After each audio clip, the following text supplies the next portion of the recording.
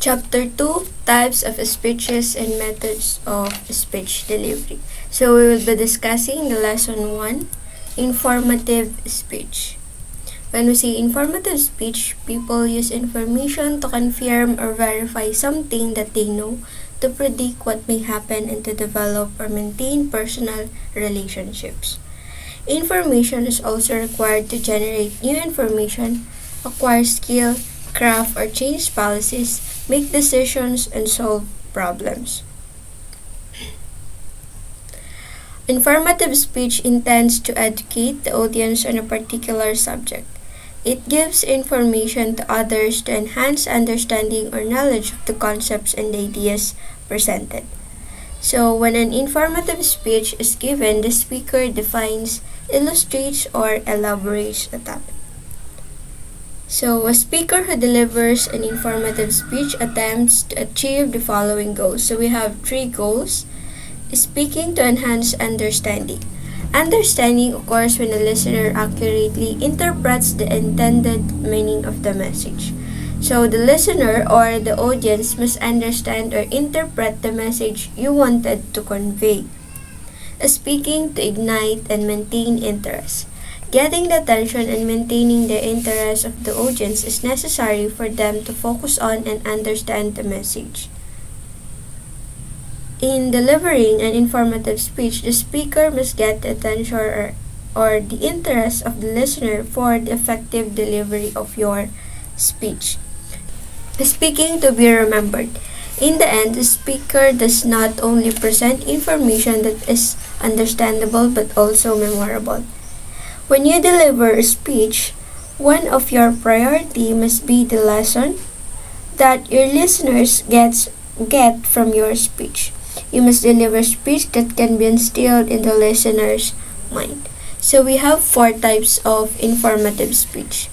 An explanatory speech, a descriptive speech, a definition speech, and a demonstration speech. When you say explanatory speech, it makes a topic or subject clear through concrete illustrations or examples.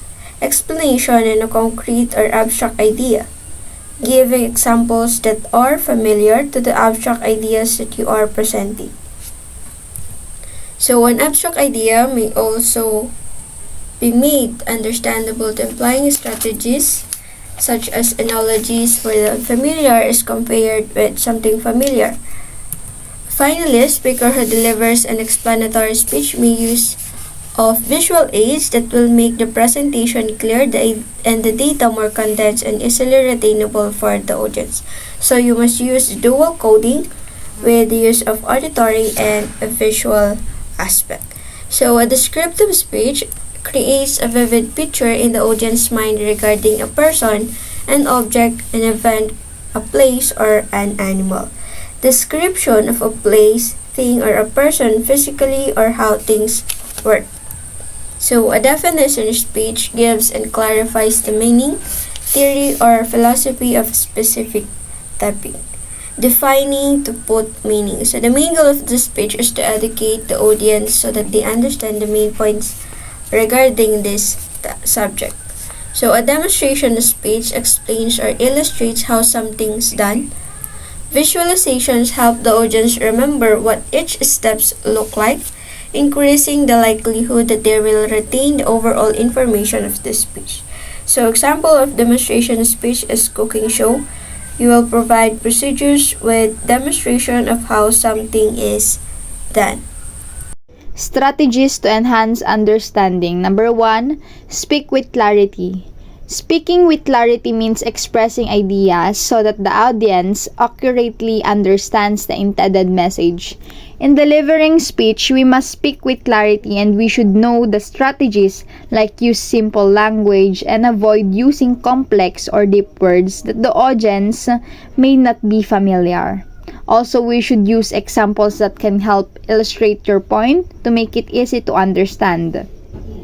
We should use clear and concise language, and We could also put some humor to make it complex information more approachable.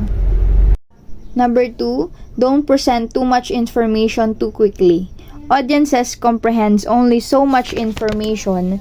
When it comes to presenting complex information, it's important to avoid overwhelming your audience with too much information at once. Number 3, unlock unfamiliar ideas or complex processes.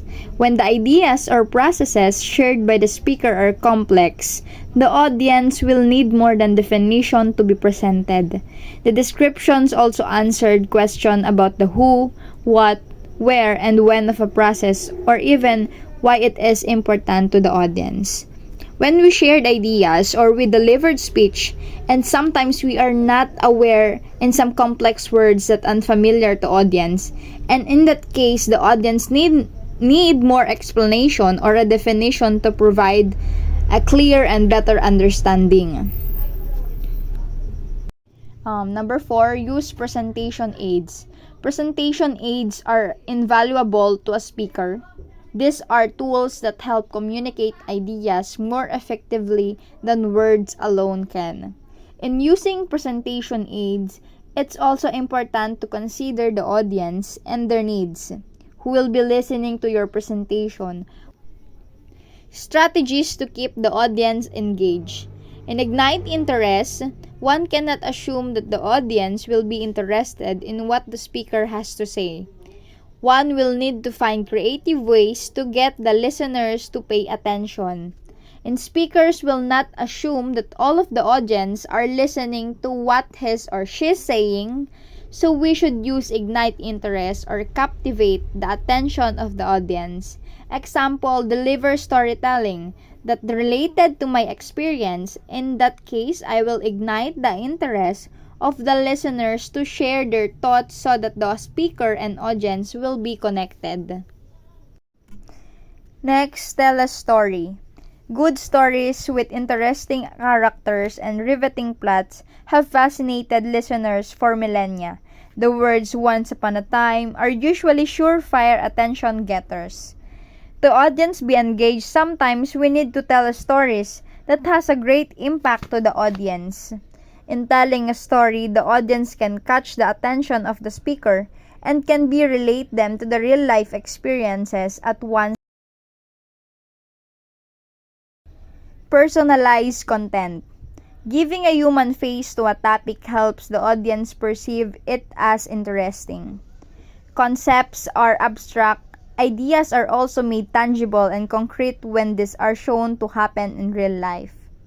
The audience will be engaged if we use personalized content. It's because it is a human content or there is a concrete example or a concrete evidence to present in audience to show that it really happened in real life. Inject humor. Humor can be used to draw attention to a subject or point, but the speaker has to make sure that it is relevant and in good taste. When the audience laughs and enjoys the speech, they are more likely to listen and pay attention until the speaker finishes the talk. And injecting a humor, we also need to know the limitations and avoid being too harsh. But in injecting a humor like saying jokes that the speaker laugh to put the ease or remove the tension between the speaker and the audience. Present relevant information. People listen to speeches when the information is relevant or useful to them. When we present, it's automatic that the information must related and not a information that's far from the topic that we presenting. And must be relevant towards the audience for them to listen. Use suspense. A speaker can keep the audience engaged by adding a few twists or novel interpretations to make a boring but important message interesting. In a delivering speech, it's important to start with a strong hook that grabs the audience attention and makes them want to listen to you. We could use surprising statics, emotion-provoking questions.